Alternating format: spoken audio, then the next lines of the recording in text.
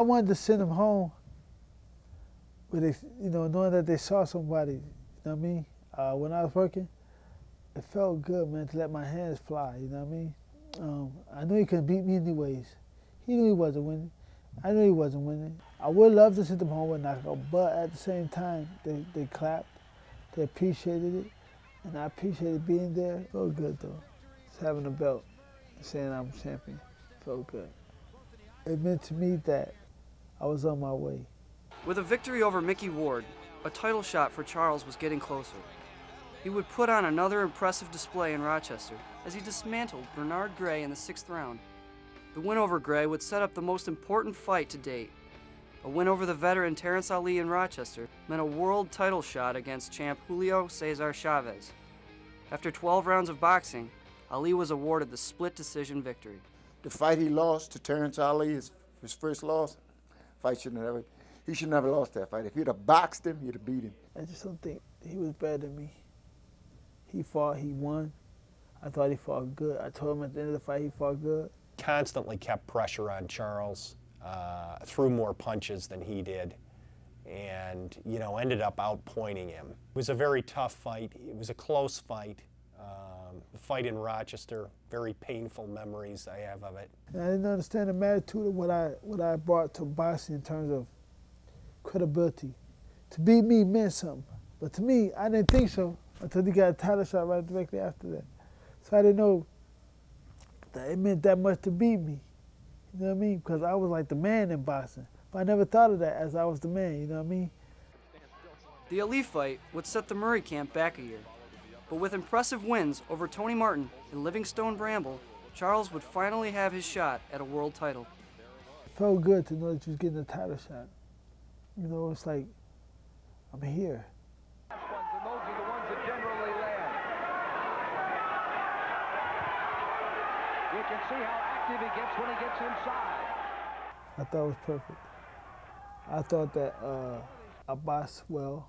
I fought on the inside, I fought on the outside. I showed my boxing ability, I showed my strength, I showed in the gym where I learned. I beat him easy too. It was easy. I knew he wasn't stronger than me. I just knew he couldn't beat me.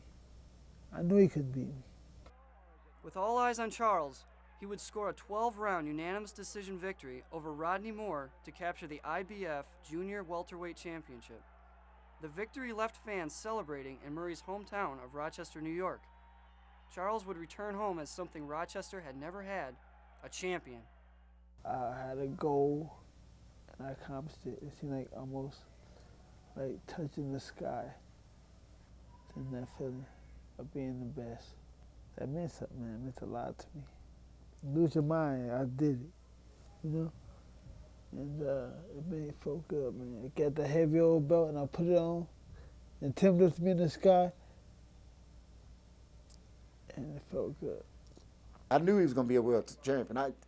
From the time I had him for 2 years, and I'm not bragging or nothing, but I had been watching boxing, and I watched people to box, and I watched the talent out there.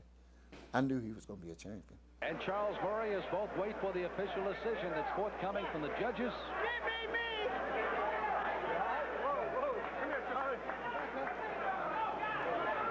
Charles Murray with the opportunity to win a world championship fight. Felt real good to do something, to dream about something, to reach a goal. It meant something, you know. And I don't think I'll have another final day. Charles Murray Day was declared in Rochester. He was invited to City Hall and given the key to the city. To Rochester's only champion, something important was missing. Something to commemorate the undeniable dominance of his sport, a parade. I just wanted my parade, you know. I never got that. It's the biggest letdown that I think I ever had as being a professional, not to get my parade. That's what I'm pissed about that one. Nothing you could do, you know, but I feel like it was earned, you know. You see it on TV, everybody get their parade, not me.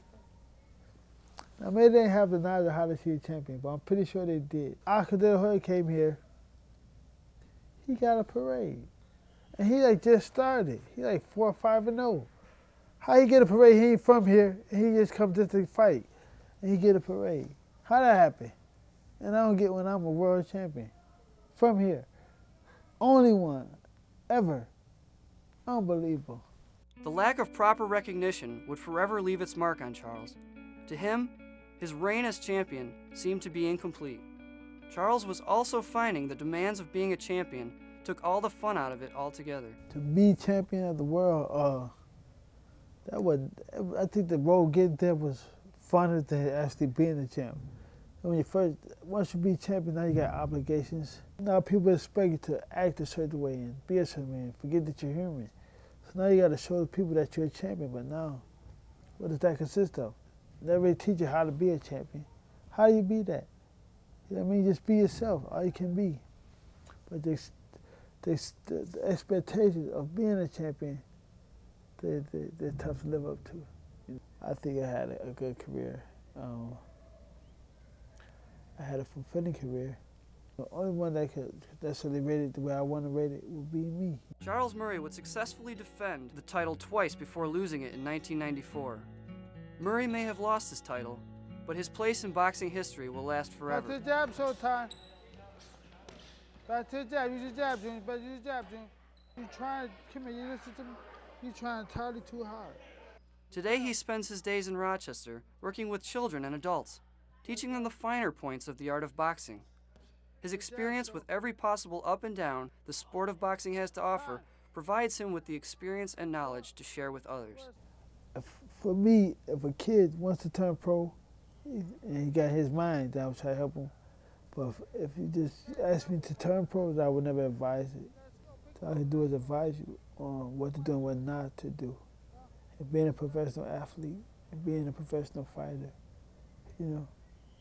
And one thing I would advise is to always stay in control. And people say it, I heard a person say it, and it's true, is that you're always in control until you give it away, you know. So you gotta stay in control. You know? That would be my advice to any fighter, any athlete, any person. Boxing is good to know. It's good to have those skills. And boxing, it takes you, when traveling, to take you around the world, you know, traveling and stuff like that. But when it boils down to it, school is more important for me. I teach you, I can only teach you so much before you still start to decide to make your own moves, you know. As you move this way, you move that way. But you have to do with the consequences of your actions. I think that all athletes should have more control in their own lives, you know what I mean? Instead of allowing people and trust people to look out for your best interests, you know. And they do it to satisfy them, you know what I mean? But you have to look for your own self. Do things that's best for you. Charles Murray may have retired, but his legacy lives on. To this day, Charles is still the only true champion in Rochester sports history. While one day other champions may emerge, one thing is for certain: everyone will remember the days when the great Charles Murray stepped into the ring. He was their natural champion. Rochester is home for me. I have good experiences and bad. It's my home, so I have to love it. I've been treated a lot better other places, but when I come back here, it makes me feel as good as being home. So I'm where I want to be.